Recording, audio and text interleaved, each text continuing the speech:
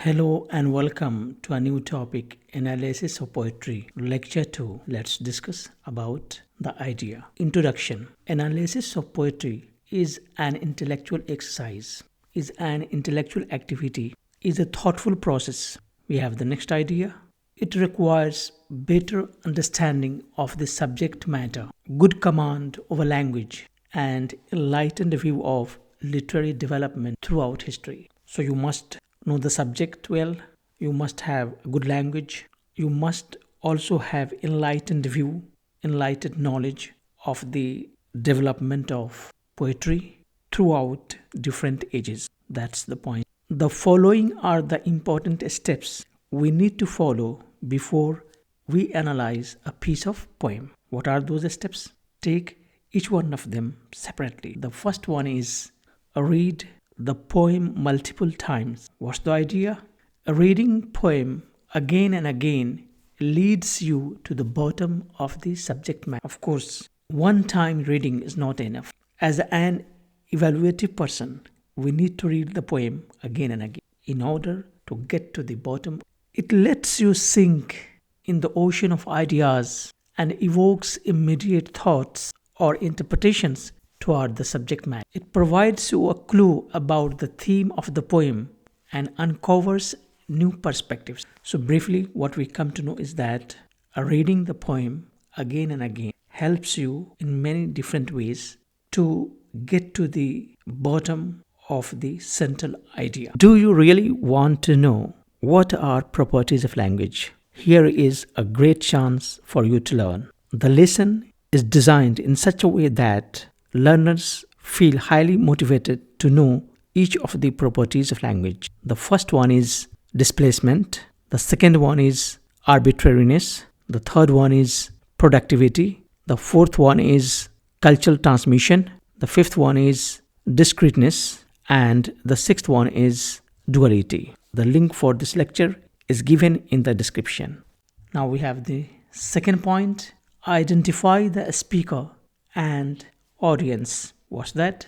It refers to voices we hear in poems. And what are those voices? Poets sometimes adopt the identity of some other person, real or imaginary. Whenever a poet adopts someone else's personality or uses this device, he is said to be adopting a persona. We continue. So, in examining a poem, we must first of all identify the voice. We need to know whether it is the poet speaking directly or the poet is speaking through another voice. We move on to the next point. Number 3, identify the genre and form. What's that? You should identify what kind of poetry it is. There are different kinds of poetry categorized along the lines of age, types, region, and form. Along the line of types, what we call traditions, we can have epic poetry, medieval poetry, neoclassical poetry, romantic poetry, and modern poetry. Along the line of forms, we may have narrative poetry, satirical poetry, dramatic poetry, ballad, lyric, sonnet, and elegy, etc. The style and subject matter of a poem depends upon the type of poetry we are going to talk about, because the genre and the form, they define what kind of theme you are going to talk about and what kind of poetry that might be in the process of composition. Now we move on to the next point 4. Identify the use of imagery and symbolism.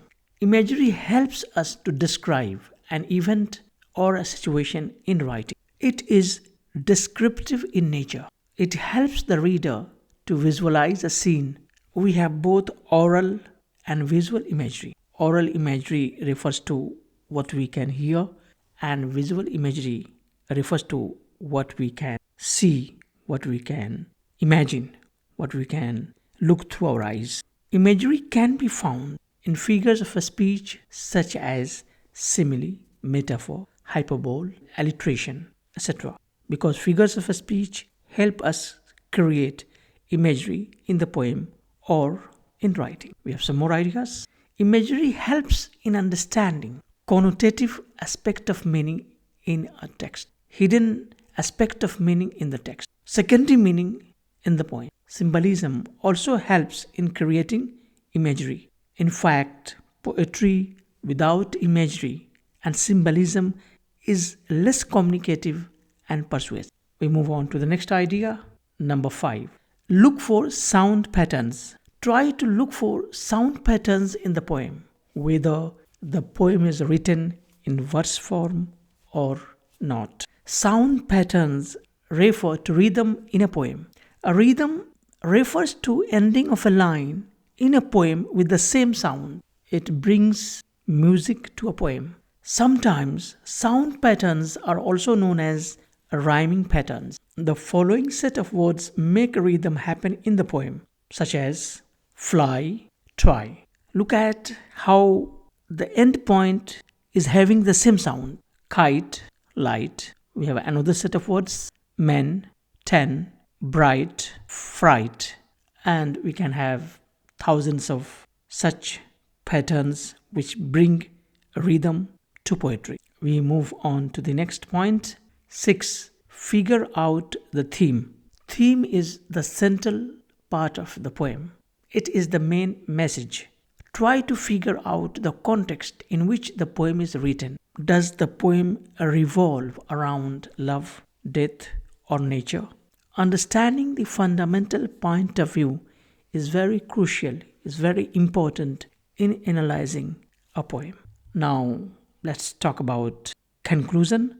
Poetry often thrives on multiple meanings. It has layers of meanings. One interpretation is not enough to explain the idea of poetry. So, we should try to develop deeper engagement with the poem so that you can have a better perspective of the message, wider perspective of the message, wider spectrum of the message. Now, let's talk about questions. Right, true, or false? Imagery does not help to describe an event or a situation. Is it true or false? Of course, it's false.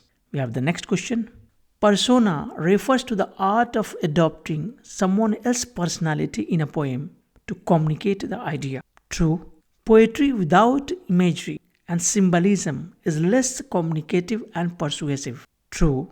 We have the next question. Rhythm refers to ending of a line in the poem with a different sound. False. Not with a different sound, with the same sound. And the last question is, theme is the central part of the poem.